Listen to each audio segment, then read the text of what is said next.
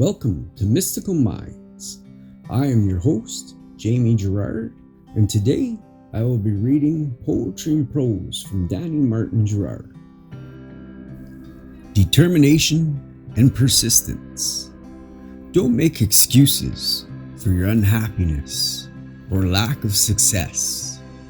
Don't make yourself the victim and fall prey to life's challenges. Accept your current reality and know it's impermanent if you declare it so.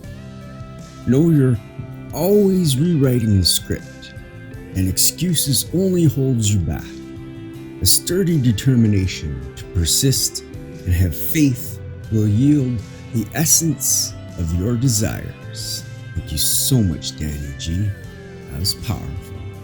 And now, I'd like to take a moment with you for gratitude.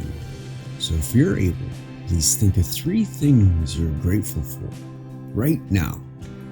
I am grateful for my home. I'm grateful for my wife. And I'm grateful for my family. What are you grateful for?